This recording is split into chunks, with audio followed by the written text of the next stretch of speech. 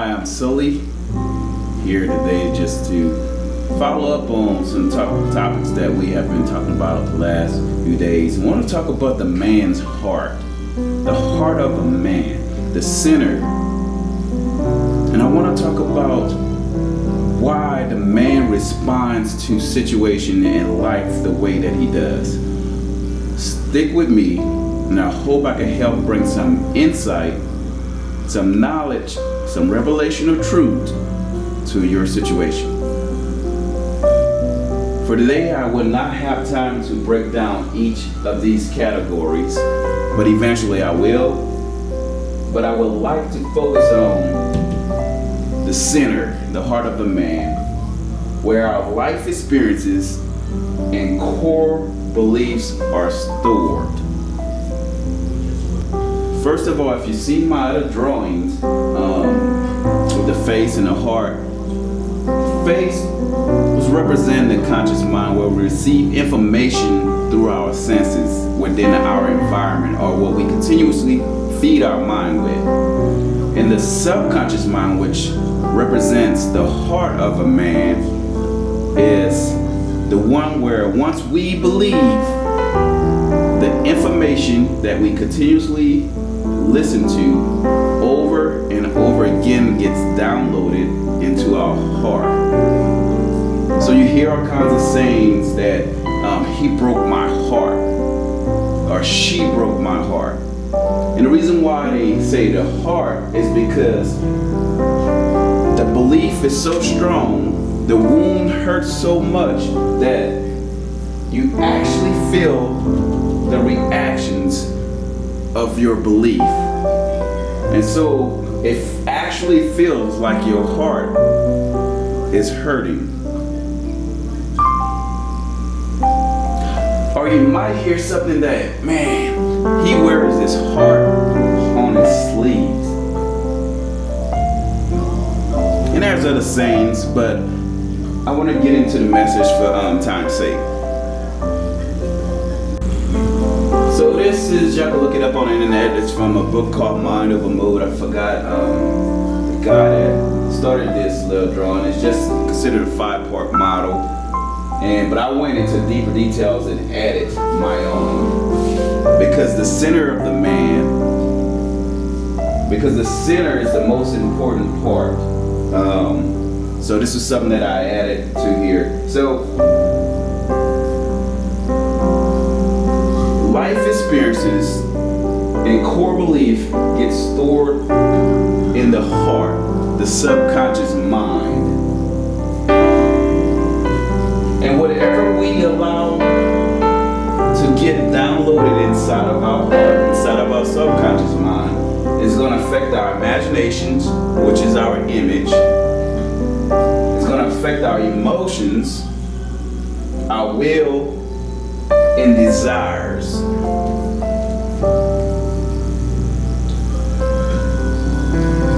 So let's get the definitions of belief.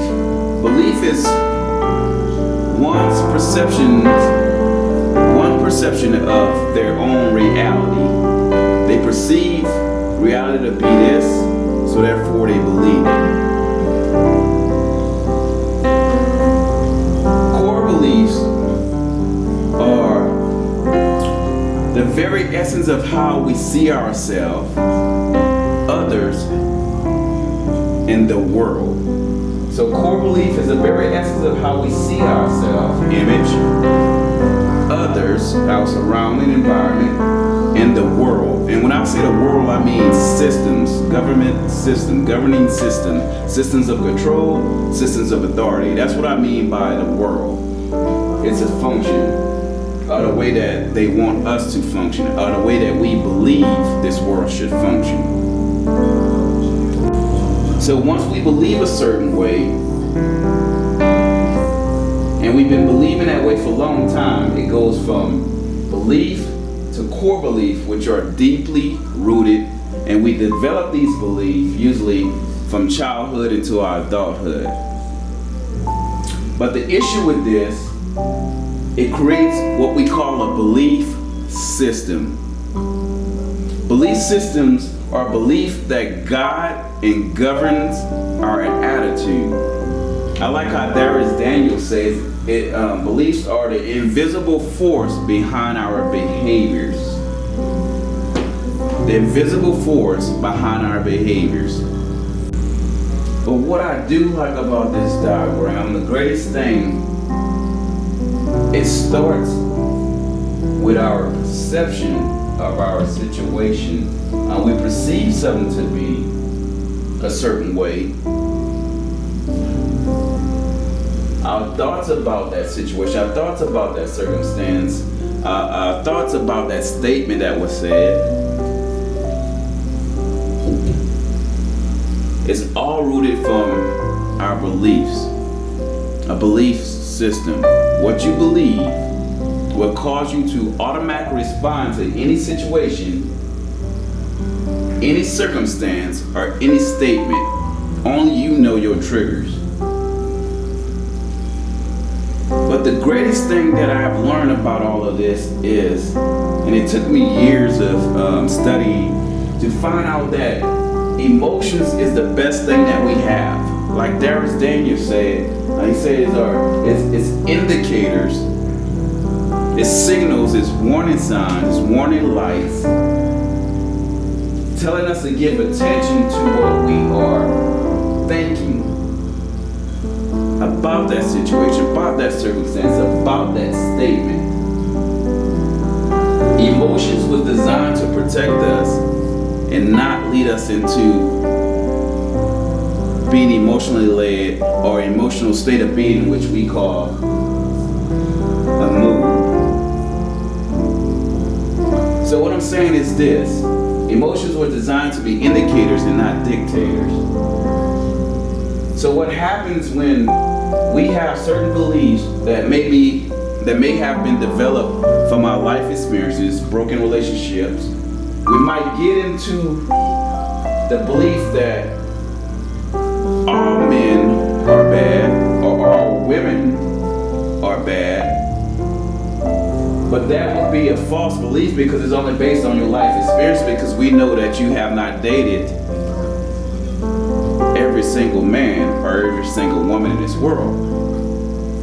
The thing about it is, in that situation, based on your life experiences, you possibly did not have revelation of truth, how a relationship is supposed to function, so you went into the relationship blindly, so you believe your life experiences. Now it's stored into your subconscious mind, and so you look at every relationship from a wounded heart.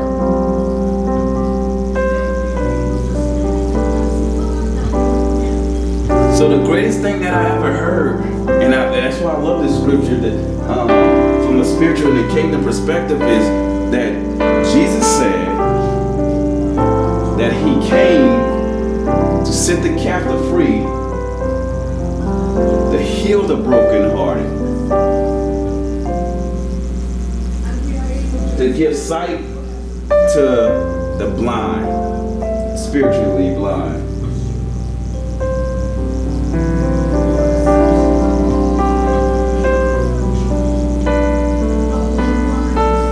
So to bring into connection, to know that this center part of a man's life, the heart of a man,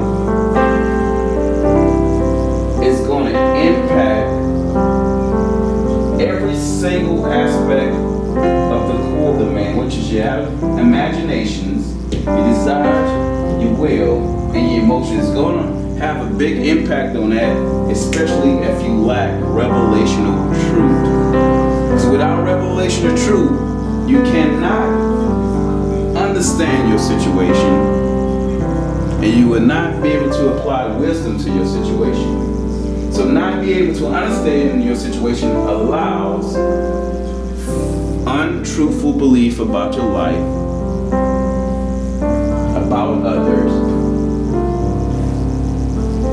to impact and decide how you're going to behave in life. So remember what I said, as a man thinking in his heart, so is the man.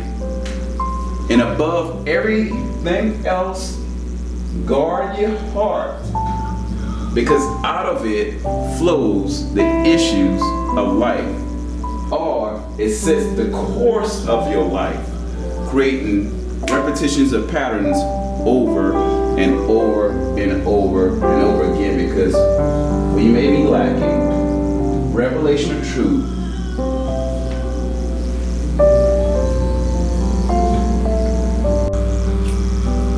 So on a kingdom note, which kingdom means is not dealing with anything with religion. The kingdom is not religious. I want to make sure I make that clear. It's not any type of religion. It's just one mind, which is led by the Holy Spirit. But I'll get into that another time. So you take the kingdom and you have the world. We have most people gonna function in the world because they believe that man is right, even though they see the results and the behaviors of man, that man is not right. And then we got most people, and we got some people that's gonna be a part of the kingdom and understand that the kingdom is not a religion, but every thought, every belief, no matter what they experience in life, has to be connected to what is true, what the King is saying, what the Savior is saying, what the Son of Man is saying. And then we got some people that may be stuck in the middle of the world in the kingdom. I remember back in the days, you used to call it lukewarm Christians, and back in the days, but the people that stuck in the middle usually experience what we call it some type of internal battle. But the majority of the people that stuck in the middle get caught up into religious practices and rituals that they create their own belief that allows them to stay in the world and attempt to be a part of the kingdom because they have their own beliefs that has developed through their life experiences, through leaders that they followed up on, the voices that has been speaking into their life, family members. It could be any type of influence that cause some people to be stuck in the middle. So just to give you just a little breakdown we're going to be getting into, is to understand that your life experiences, your core beliefs are stored in your heart, your subconscious mind. That's going to impact your imagination, your emotions, your desires, and your will. And everything from the inside going to automatically want to flow into your environment. And that's why you see there's so much chaos in the world. And since we was created this way, that's why those two principles that I shared earlier are so powerful to understand why we need not a religion, not man's system, but to function by the kingdom, being led by the Spirit. Because there are all kinds of benefits to be led by the Spirit, to be a part of the kingdom, to do your best to be in obedience to the kingdom.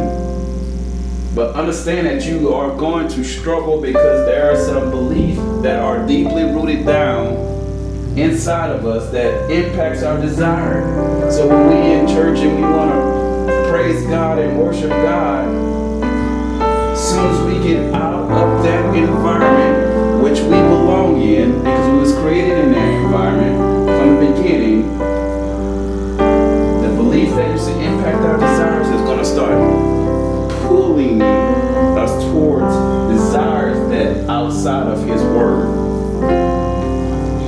And it's not that in the kingdom you get punished. It's just there's already built-in laws that was already created before the foundation of earth, the foundation of this world, that if we don't follow them in those guidelines, it can impact us in a negative way.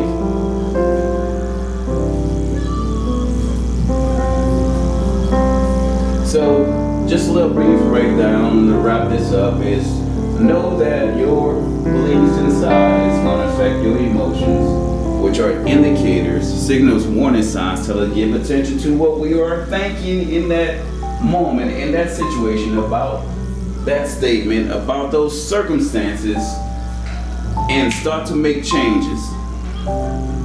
The world will tell us just positive thinking, but positive thinking will not complete us, because we were made out of what? The Word. So therefore we need the Word. It's like removing a plant from its soil,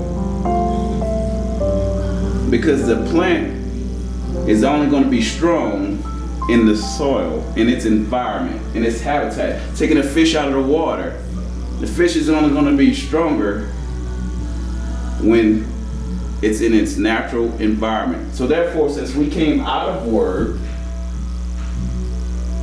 and put into this world system, we need the Word.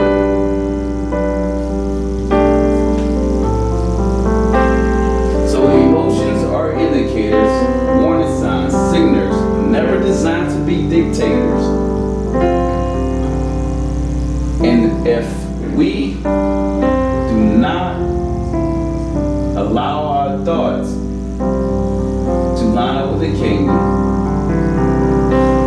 we're going to automatically find ourselves into the emotional state, which is the mood. And we're going to automatically truly show what we are believing, because those behaviors are connected to our beliefs. Like I said earlier, Terrence Daniel said it clearly, they are the driving force, these beliefs, driving force behind one's behavior. So we go from an indicator and not choosing to challenge our thoughts or make our thoughts line up with the kingdom. Therefore, if we don't do that, we go straight into the mood, which is the emotional state of being. We are in that mood, so we're going to act out on our behaviors. Might say something mean, might don't want to talk to your spouse. Many things, people behave different ways, handle situations differently, but I want you to know that that behavior is connected to those beliefs, your belief system, the system that guides and governs your attitude. But if you don't have nothing to challenge this, change will never happen. Because I promise you that you cannot challenge this life, your thoughts, with the Word, because you was created to be in a kingdom that guides and governs this system. The kingdom has already overcome the world, but it's up to you to accept. I'm Sully from Make 'em Break. Thank you for spending time with me. I hope I have more time to continue to help break the mental barriers that has been plaguing our life, that's causing us to fall into depression, bitterness, to lose hope in life, to not understand life. I'm hoping I can continue to bring information that can help you understand the real you. Thank you.